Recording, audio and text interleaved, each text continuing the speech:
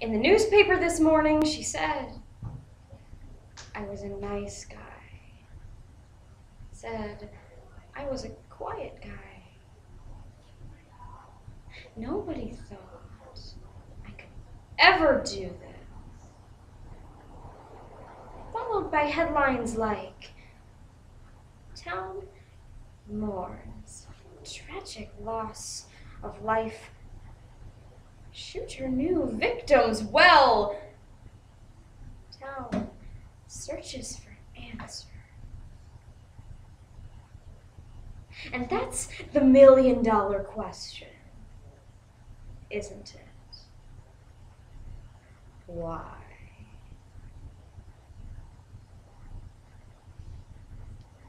In his controversial suicide note, Columbine killer Eric Harris attempts to explain his actions by writing, "Surely you will try to blame it on the clothes I wear, the music I listen to, or the way I choose to present myself.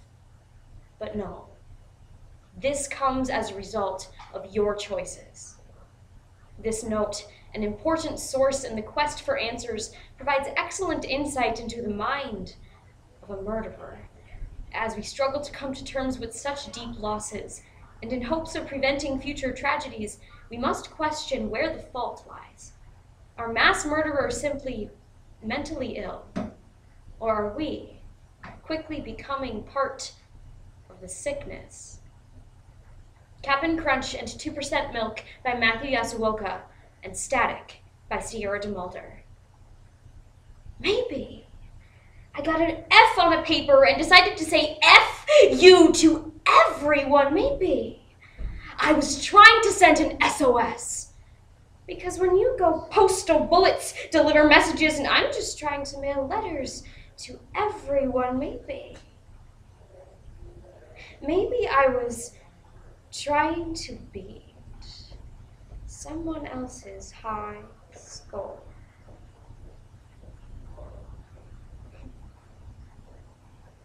But you don't give a shit about my reasons. You just want to know how. I'll tell you. I poured a bowl of Cap'n Crunch, added 2% milk, and ate it.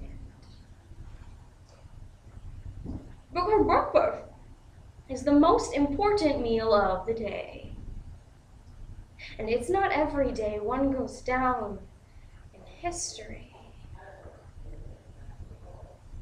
as a monster. But it could be.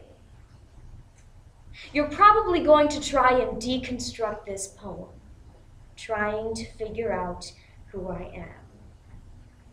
Because you want to know if you could do it.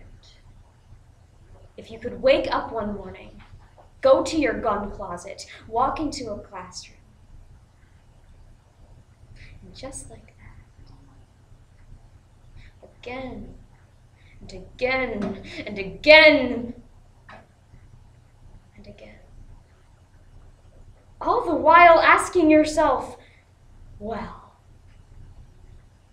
wasn't that easy? A single red flower blooms in the center of her shirt. She finally looks at you. Rewind 1 week, she sits in front of you in science, and she smells like ice cream.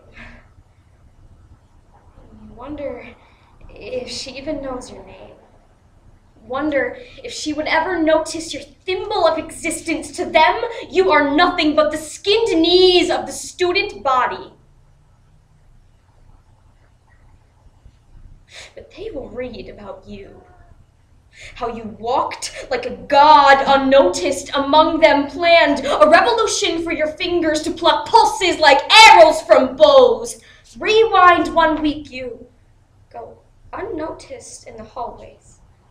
Stepped over like broken glass. You count how many people make eye contact. You never make it to your second hand. Rewind 1 week, the whole world is sleeping. But you are wrapped in a straitjacket of alarm clocks and school bells, the only one conscious in a city built of zombies. Rewind 1 week, the guidance counselor asks if there's trouble at home. You never speak in class. You eat lunch alone. But how could he possibly relate to this Armageddon in your head, to the static collecting between your knuckles? You stare at the picture of his perfect framed family. Imagine each of them crying. You tell him in his photograph to go to hell. Fast forward 4 weeks. This is hell. 3 bodies down, 6, 7. Rewind 8 days. You wonder if heaven exists.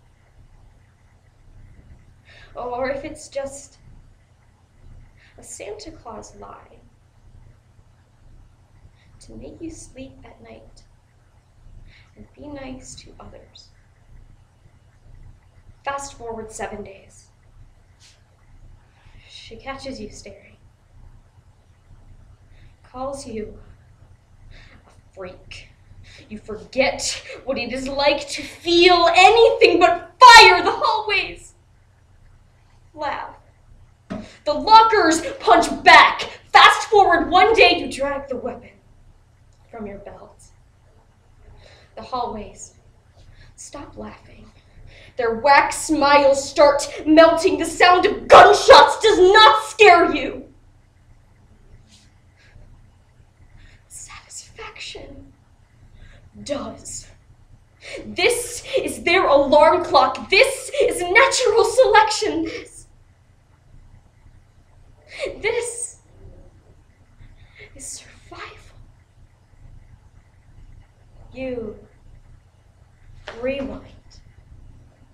The trigger pushes your finger forward. The bullet comes spiraling back into the mouth of its barrel. A single red flower wilts in the center of her shirt.